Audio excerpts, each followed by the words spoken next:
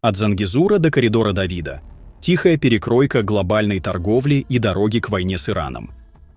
На меняющемся геополитическом шахматном поле мира немногие процессы столь значимы и одновременно столь слабо освещены, как появление двух коридоров – Зангезурского и коридора Давида.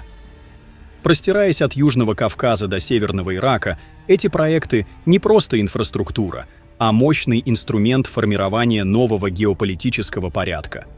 Речь идет не только о переформатировании глобальной торговли и энергетических потоков, но и о перестройке стратегического ландшафта, который может стать ареной будущей войны с Ираном.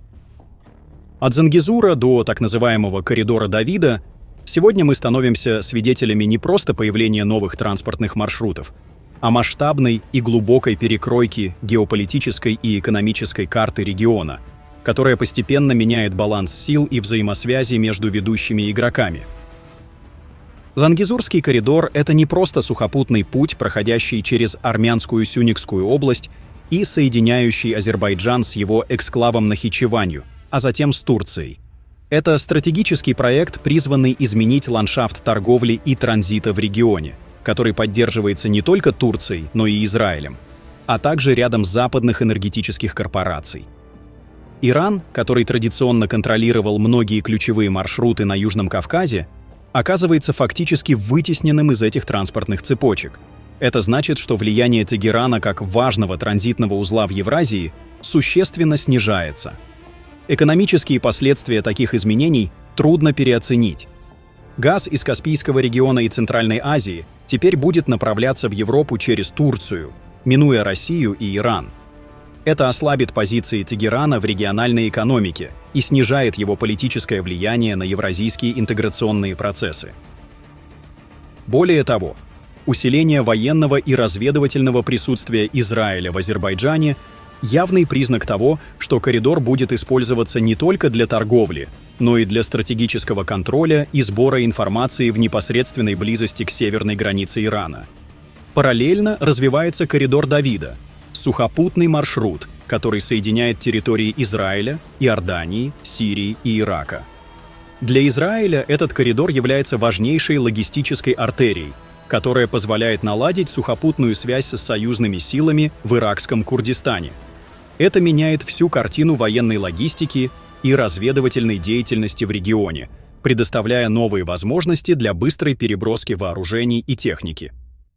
Важным условием для успешной работы этого маршрута остается сохраняющаяся политическая нестабильность в Сирии и Ираке, что сегодня является реальностью.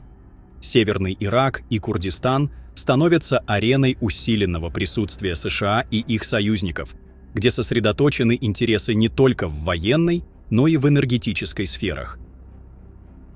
В совокупности эти два коридора образуют сложную систему двойного давления на регион. С одной стороны, Зангезурский коридор будет перенаправлять экономические и энергетические потоки в обход Ирана, фактически отрезая его от ключевых транзитных возможностей. С другой стороны, коридор Давида создает военизированный логистический канал, сокращая время и расстояние для возможных военных операций у границ Ирана.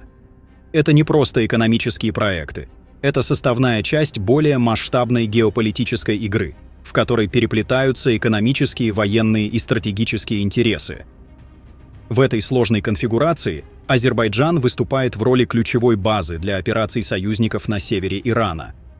Северный Ирак превращается в своего рода мягкую военную зону с высоким уровнем присутствия западных сил. Регион остается чрезвычайно нестабильным, и эта нестабильность используется для продвижения стратегических интересов.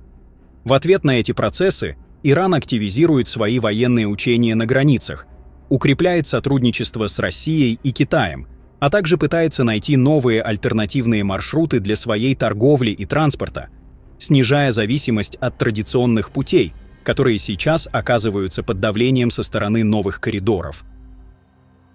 Не менее важна международная реакция. Франция, сохраняя традиционную поддержку Армении, четко заявила о своей позиции по региону. Посол Франции в Армении подтвердил суверенитет Сюникской области, подчеркнув важность признания территориальной целостности и неизменности границ. Тем временем Турция сталкивается с серьезными юридическими и финансовыми последствиями. Она была признана виновной в международном арбитраже за экспорт нефти через порт Джейхан, без согласия официального Багдада, заключив соглашение с иракским Курдистаном. Это решение было принято еще в феврале 2023 года, но долгое время оставалось неизвестным широкой публике. Размер штрафа – почти $1,5 миллиарда, что создает серьезное давление на турецкую экономику и политическую ситуацию внутри страны. Военная активность в приграничных районах также нарастает. Недавно на сервисе Flightradar24 было зафиксировано воздушное судно, вылетевшее из Нахидживана с недействительным транспондерным кодом. Скорее всего, это беспилотник Байрактар ТБ-2, принадлежащий ВВС Азербайджана, который осуществляет наблюдение вдоль линии соприкосновения с Арменией. Нахидживан раньше демонстрировал относительную сдержанность и политическую автономию, но в последние месяцы наблюдается все более активное участие местных властей в действиях, инициируемых центральным правительством Азербайджана. Также заметно усиление мониторинга границ на юге Карабаха и на севере Армении в районе Тавуша, где зафиксировано активное использование разведывательных беспилотников. Наконец, ряд источников указывает на то, что в регионе разрабатываются новые методы нанесения ударов по стратегическим объектам, не только по ядерным, но и по военным и экономическим системам управления. Израиль при поддержке США рассматривает смену режимов в некоторых странах как один из ключевых приоритетов своей политики, что вынуждает соседние государства усиливать оборону, проводить активные консультации с союзниками и готовиться к любым возможным сценариям. По всем этим данным, анализируя происходящее комплексно, можно сделать вывод, что реализация этих инфраструктурных и геополитических проектов фактически направлена на сдерживание и изоляцию Ирана. Стратегия строится на постепенном сокращении пространства его влияния, окружении с нескольких сторон, что значительно сужает возможности Тегерана для маневра на региональной арене. Такой коридорный подход создает вокруг Ирана своего рода замкнутый круг, в который страна вынуждена вкладывать все больше ресурсов для защиты и поиска альтернативных путей развития, что в долгосрочной перспективе ослабляет ее политическую и экономическую устойчивость. Если рассматривать угрозы более конкретно, то коридор Давида представляет собой серьезную проблему для Ирана в военном и стратегическом плане. Близость израильских и американских сил к его западным границам существенно повышает риск прямого давления и потенциальных конфликтов. В то же время Зангезурский коридор может стать для Ирана куда более серьезной экономической и политической угрозой, фактически отрезая его от традиционных торговых маршрутов через Армению и Грузию, ограничивая доступ к европейским рынкам и усиливая его изоляцию на международной арене. Что самое примечательное, на этом фоне, по данным иранских СМИ, верховный лидер Ирана отдал приказ военным командирам оснастить страну средствами для обеспечения национальной безопасности. Таким образом, эти проекты не только ослабляют Иран экономически, но и создают вокруг него кольцо стратегической изоляции, которое ставит под вопрос его будущее влияние и устойчивость в регионе.